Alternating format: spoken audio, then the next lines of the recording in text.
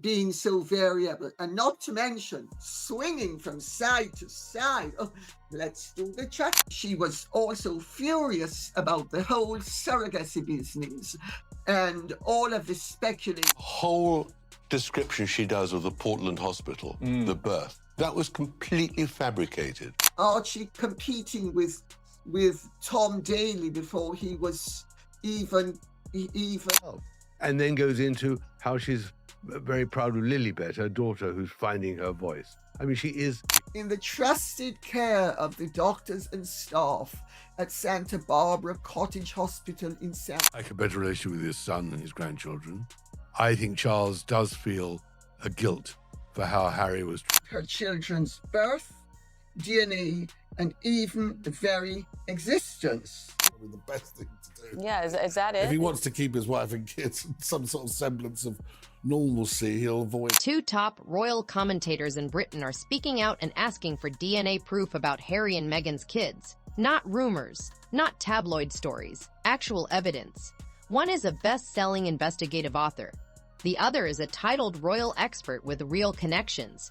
Both have put their names and reputations on the line, showing up in front of millions of viewers and readers year after year. Tom Bower's newest book, called The Trail, came out in March 2026 and hit #1 on the Sunday Times bestseller list within days. Lady Colin Campbell has been raising these questions for years on TV and online, with millions of people watching and listening. Together, they brought up serious concerns. Questions about birth dates, questions about the birth certificates, claims that the hospital story was made up, a doctor who suddenly shut down her practice without explaining why, and a reaction from the palace about the baby's name that didn't match what the press reported. Through all of this, Harry and Meghan have stayed quiet. They haven't responded to any of it. So why is this conversation only getting bigger? Tom Bower isn't someone you can easily ignore. Long before Betrayal, long before he wrote anything about Harry and Meghan, he had already spent years building a career as one of the most trusted investigative biographers in Britain. His approach has always been straightforward. He talks to the people who were actually there. He builds the story from the ground up using real sources. That track record matters because it explains why people took the claims in this book seriously when it hit shelves in March 2026. First of all, Tom, why Meghan?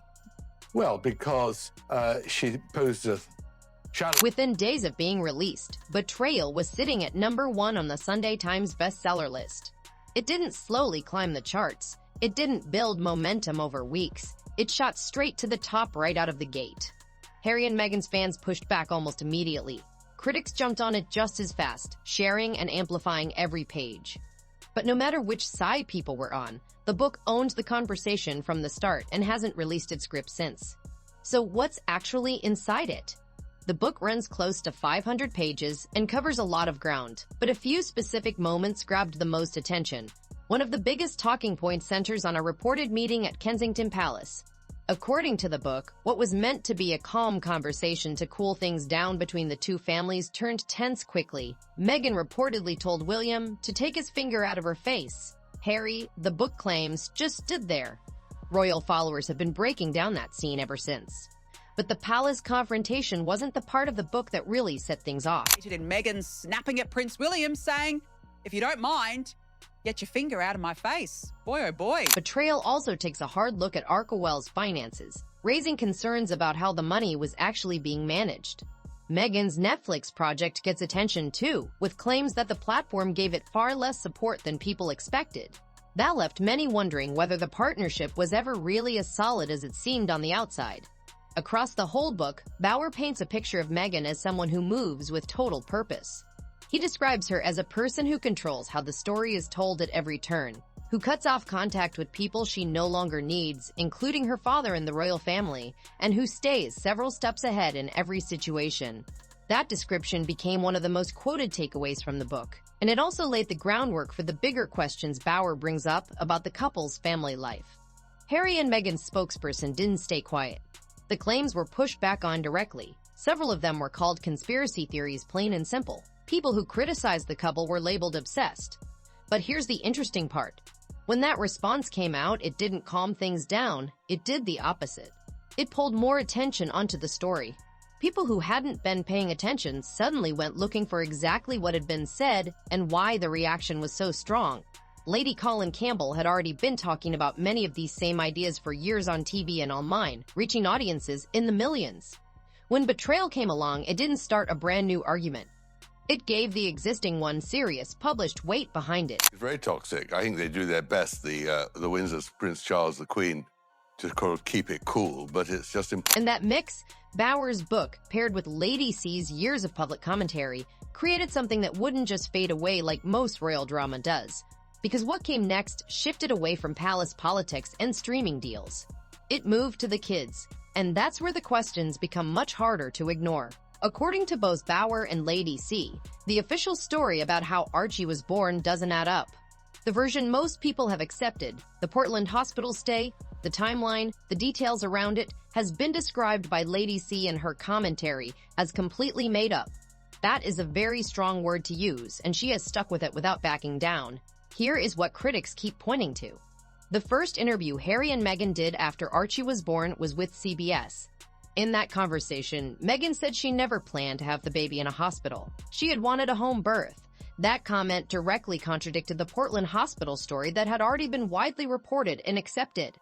Once people went back and put both accounts next to each other, the difference was hard to miss.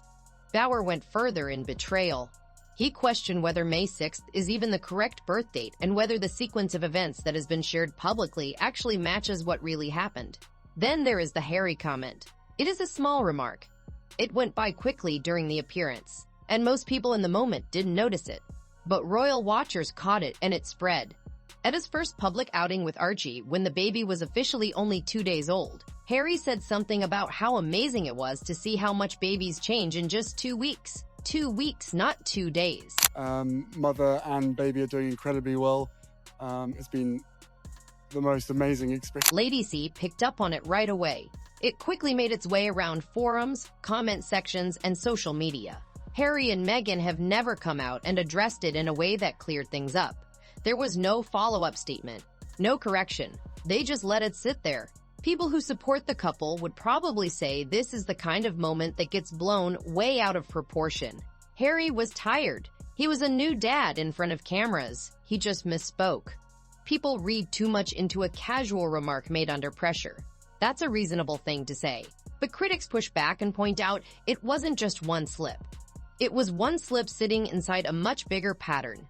That pattern includes the CBS interview contradiction, the questions about the actual birth date, and the way the whole birth story seemed to change depending on where it was being told and to whom. What made this stick differently from ordinary royal chatter was how seriously it was documented. Lady C has brought these concerns to TV audiences and online platforms with millions of viewers, using her real name and laying out specifics year after year. Bauer put them inside a nearly 500-page book built on reported sourcing. Together, that carries more weight than anything floating around anonymously online. If the questions about Archie's birth got people in the royal commentary world raising their eyebrows, what came out around Lilibet's arrival pushed things much further. This time there were actual official documents involved, and the details in those documents opened up their own set of questions. The official account of Lilibet's birth looks simple on the surface. June 2021. Santa Barbara Cottage Hospital. A healthy baby girl. That is the version that reached the public. And for a lot of people, that is the version they accepted. Saying Lily was born Friday morning, weighing 7 pounds, 11 ounces. At this hospital in Santa Barbara, near the couple. That is where the story comes to an end for most people. But for Lady C and Bauer, that is exactly where the questions pick up. Because when you look closely at the details, the timeline, the paperwork, and the people involved, what comes together doesn't match as neatly as the headlines made it sound. Start with the taco stop. According to stories that spread around and got picked up by royal commentators, including Lady C, Meghan was supposedly hungry during active labor and pulled over for tacos on the way to the hospital. On its own, it sounds like a quirky little detail, the kind of funny anecdote people tell later. But Lady C pushed the point head on. Active labor is not a stage most women would associate with pulling over for food. It is physically intense. It progresses quickly, and the window between manageable and urgent can close fast. Lady C made the straightforward case that this detail didn't fit any reasonable understanding of how active labor actually works. Either the labor wasn't moving along the way a typical active labor would, or the timeline of events that was shared publicly didn't match what was really happening. Baby bump. While we're at it, maybe... Then came the official announcement. After Lilibet was reported to have been born, there was a 48-hour wait before the public was told. In royal circles, births are usually announced quickly, with media teams ready and waiting, so a 2-day gap stood out. Lady C addressed it head-on, framing the question in plain terms and raising the possibility that the delay happened because the baby had not yet arrived in the usual sense. The implication was pointed. The question was asked out loud on record in front of large audiences, and it was never answered. The birth certificate brought its own set of problems. Lady C publicly flagged a specific detail that drew a lot of attention. The state area code listed on the certificate. California, where Santa Barbara is tied to area code 104. The code shown on Lilibet's birth certificate, according to Lady C's reading of the document, was 105. Lady C stated directly that 105 points to Colorado, not California. That is not a small clerical slip.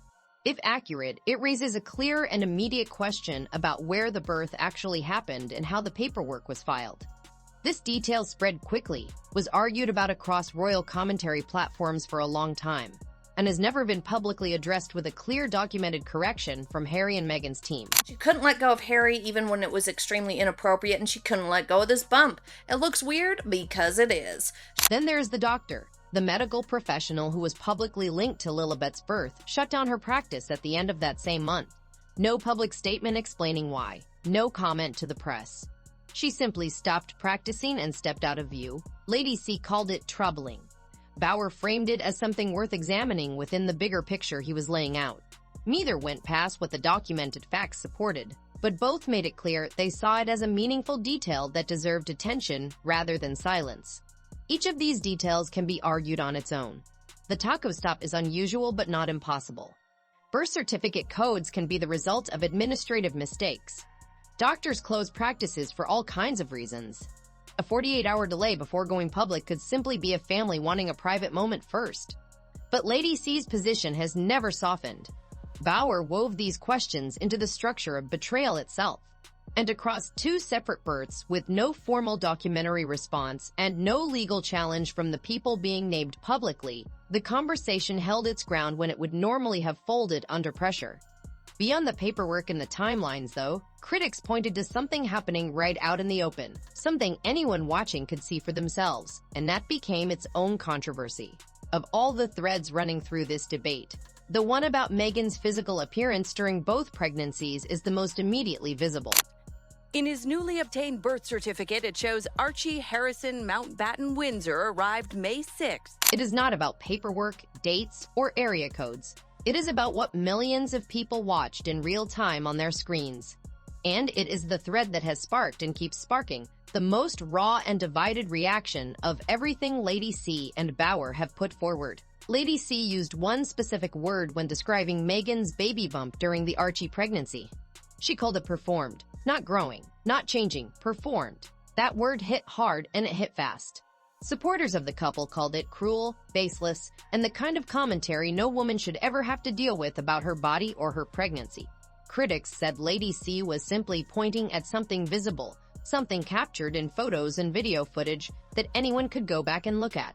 The core observation was this. The bump looked noticeably different from one public appearance to the next. Not in the slow, steady way a pregnancy usually progresses, but in ways that seemed to shift more sharply and within shorter windows than critics felt made sense. Some appearances showed a much larger bump. Others, taken close together in time, showed something noticeably smaller. The purple dress appearance and the red coat appearance came up again and again as the specific examples that drew the most attention. Royal watchers and commentators went back to the images and the footage, lined them up in chronological order, and the differences they pointed out spread widely across platforms. Fuel and evidence to the theories of surrogacy. And it's all Meghan and Harry's fault. And then there was the dog shelter visit. At a point when Meghan was reportedly around 8 months pregnant, she went to a dog shelter. She was photographed wearing high heels. She crouched down to the floor to interact with the dogs and then stood back up without any visible help. The picture spread quickly and split opinion sharply. 8 months pregnant, in heels, crouching and standing back up without support. Critics argued that for most women at that stage of pregnancy, that combination would be physically very difficult to pull off. Supporters pushed back and said every pregnancy is different, that some women carry in ways that keep them more mobile than others, and that drawing firm conclusions from a single photograph is always subjective and can be hurtful. That pushback deserves honest acknowledgement here. It is true that pregnancies vary enormously. Some women at 8 months can barely move, while others stay active and capable right up until labor. Bodies are different. Experiences are different. Drawing firm conclusions from a few chosen photographs is not the same as producing evidence. That is a genuine and fair argument, and it is one that any responsible commentary has to sit with. Is mourning the passing of her beloved beagle, Guy. In an Instagram post on January 7th, the Duchess of Sussex posted. But here is where Lady C's approach became much harder to dismiss. She did not just look at photographs and offer an opinion. She stated publicly that she had spoken with medical professionals, nurses, and women who had been through pregnancy themselves before saying anything on the subject. She described those conversations as producing consistent feedback, that the specific visual details being looked at raised legitimate questions rather than easy answers. Lady C was not putting this forward as casual commentary. She was presenting it as a conclusion she reached after careful consultation, with her own name and reputation attached to it. What came out of combining those consultations with the visual record was a specific and pointed claim that the way Meghan's pregnancies looked on camera contained irregularities that cannot be fully explained by natural variation alone. Critics of that claim say it jumps too far beyond what the actual evidence supports. Lady C has never backed away from it. The detail that cut through all the noise more sharply than almost anything else in this entire debate was a simple observation. Not one medical professional has publicly confirmed either birth. Not for Archie, not for Lilibet. Place that against the record of every other royal birth in recent memory. Diana's, Beatrice's, Eugenia's, Catherine's, where the hospitals were confirmed, the doctors were named, and the public record was complete and easy to find. That absence stands out. It does not end the argument, but it keeps the argument from ever being closed. And then there is the name.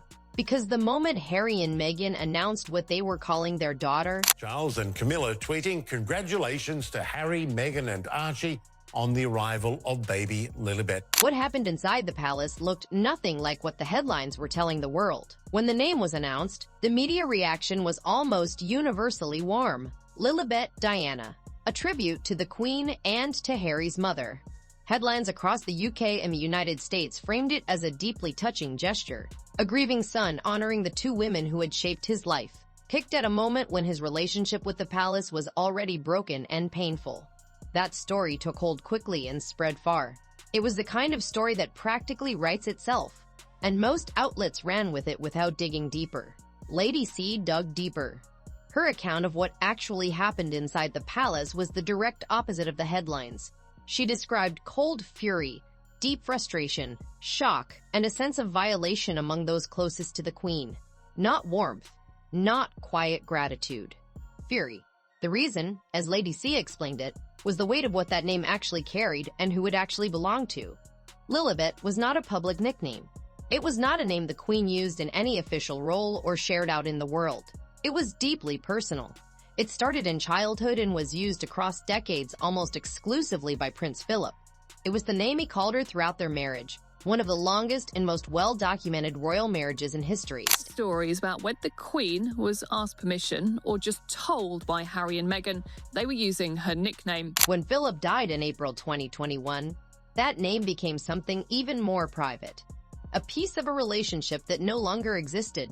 Lady C described Harry and Meghan's use of it as a violation of something deeply personal, a deliberate appropriation of the most intimate thing the Queen had left of Philip, used without permission and announced to the whole world. Then came the trademark question. Reports surfaced of filings connected to the name Lilibet made around the time of the announcement. The timing raised immediate questions. If the name was meant purely as a loving tribute, the commercial activity sitting right next to it looked uncomfortable alongside that framing. Lady C's comment was direct. This was branding. The name carried enormous global recognition, deep emotional pull, and instant media value. Bauer's argument in Betrayal runs along the same lines. His portrait of the couple throughout the book is of two people who consistently make decisions, even deeply personal ones, that line up with long-term commercial positioning. The name in that reading was not separate from the strategy. It was part of it. The signal that cut through most sharply, though, did not come from a commentator. It came from the palace itself. When William and Catherine released their public congratulations on the birth of Lilibet, they referred to the baby as Lily, not Lilibet, Lily. Prince William and Kate Middleton have already sent some love to their new niece. After Meghan Markle and Prince Harry... In a formal public statement from the Prince and Princess of Wales, where every single word is carefully chosen and deliberate, the decision to use a shortened version instead of the announced name was no casual slip. Lady C argued it was a carefully measured signal, a quiet but unmistakable sign of exactly how the name had been received behind closed doors. The palace was not going to give that name the validation Harry and Meghan had placed on it. One word. One deliberate swap. It said everything the official channels would never say out loud. What makes the name debate important in the bigger picture is what it shows about the pattern Bauer and Lady C have both been tracking. Taken on its own, a baby name, however controversial, is a family matter. But placed next to the questions about births, paperwork, timelines, and money, it becomes another piece of evidence in an argument about how this couple actually operates. Every decision in Bauer's framing serves a purpose. Every gesture has a calculation behind it. And underneath all of it runs a legal and constitutional argument most people have not fully thought through. One that changes the nature of this whole debate and explains why it refuses to stay in the world of gossip. Most people engaging with this debate are treating it as a personal story. A family argument playing out in public, uncomfortable and divisive, but ultimately private. Together in that room and your child is coming. And maybe you do have a fun moment. Lady C's central argument is that this framing is fundamentally wrong. The royal family is not a private institution. It is a constitutional one. And the circumstances around the birth of potential heirs are not a personal matter. The public has no right to look into. They are a matter of national governance, constitutional law, and the legal framework that holds up the monarchy across the United Kingdom and every Commonwealth realm that still recognizes the crown. That argument changes everything. It means the questions being raised are not intrusive gossip about a private couple's family life. They are legitimate constitutional questions about paperwork, verification, and the integrity of a line of succession that carries real legal weight across multiple sovereign nations. Lady C has made this case consistently and directly, not as a rhetorical move to defend scrutiny, but as the foundational legal principle on which her whole argument stands. The entire debate is built on that. From there, the surrogacy question becomes impossible to avoid. In the United Kingdom, surrogacy runs under strict legal limits. Surrogates cannot be paid beyond reasonable expenses. The arrangement has to be voluntary. Commercial surrogacy, as it is practiced in other countries, is not legal under UK law. She was also furious about the whole surrogacy business and all of the speculation. California, by contrast, runs under one of the most surrogacy-friendly legal frameworks in the world. Commercial surrogacy is fully legal there, widely practiced, and supported by a well-developed industry of agencies, legal experts, and medical providers. The contrast between those two legal environments is sharp and directly relevant to the questions being raised about where and how Harry and Meghan's children came into the world. Under certain surrogacy arrangements in California, birth records list the intended parents. The details tied to the surrogate move through separate legal processes that come with strong privacy protections. Those protections exist for good reasons and are not suspicious on their own. But critics, including Lady C, argue that those same protections make it structurally difficult, maybe even impossible, to settle the public debate through paperwork alone, because the documentation that would actually answer the question may exist in a legally sealed form that no public inquiry can easily reach. That is the bind. And it is one Lady C has described in very clear terms. The legal framework designed to protect a surrogate's privacy is the same framework that, in her argument, makes it impossible for the couple to simply produce a document and end the conversation for good. Whether that bind is genuine or strategic depends entirely on which side of the debate you are standing on. Of Meghan Markle and how palace insiders view the final betrayal. Harry and Meghan have made it clear they are willing to take legal action when they feel they have been wronged. They have taken newspapers to court. They have fought privacy cases.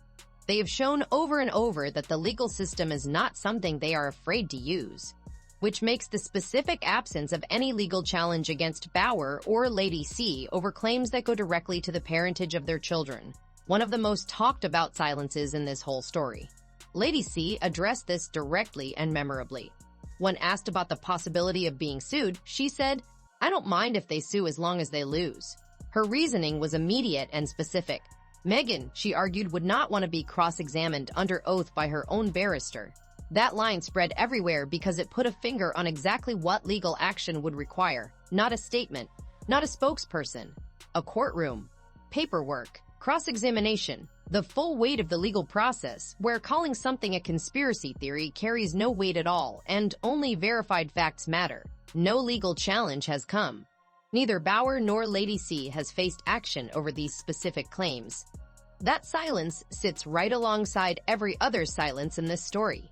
No named medical professionals, no settled paperwork, no direct public response to the DNA calls that have steadily moved from social media comment sections into mainstream royal commentary on both sides of the Atlantic. Harry and Meghan Markle's surrogacy scandal has entered the mainstream media. Supporters say the couple does not allow a response to every theory that floats around. That is a fair position to hold. But the absence of a legal challenge against two named, credible, publicly accountable voices making specific allegations about the parentage of children tied to the royal succession is a different kind of silence. It is not the same as ignoring an anonymous post online. And it is a silence that keeps the story alive long after most controversies would have been buried and forgotten. That tension is where the conclusion begins. This story is not going away. Stories like this, royal drama built on allegation and speculation, usually do fade. The news cycle keeps moving, attention shifts elsewhere, and the debate quietly dies off. That has not happened here. Betrayal is still being talked about, broken down and argued across platforms months after it was released. Lady C is still speaking publicly and consistently, and the online communities built around her commentary are bigger and more active than ever. Whatever this is, it is not fading. At the center of everything sits a tension with no clean resolution. The right to privacy is real and it matters. Every individual, including public figures, including members of the royal family by marriage, carries a legitimate claim to parts of their personal life that the world does not automatically get access to. That principle is worth defending even when it is inconvenient, even when the questions being asked feel pressing and important. But the constitutional argument carries equal weight on the other side. When the circumstances around royal births are questioned by named, credible voices making specific, documented arguments, when the question of transparency stops being intrusive and starts being constitutional. Did Meghan Markle use a surrogate?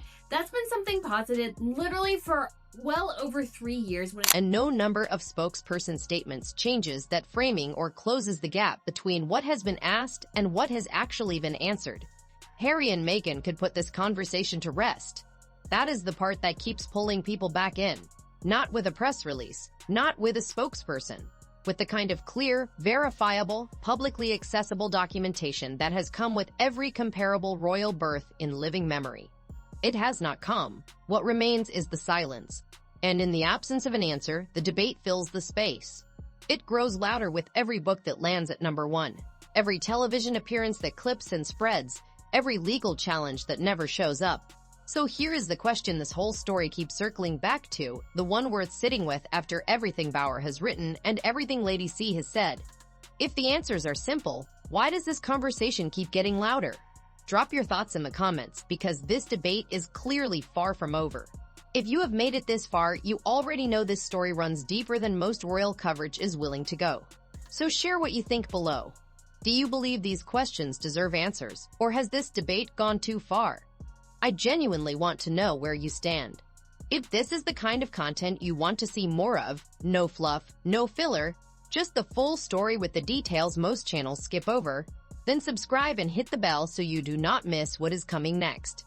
Every video goes deeper than the last. And if you know someone who has been following the Harry and Meghan story, share this with them, because there is a good chance they have not heard half of what we covered today. I will see you in the next one.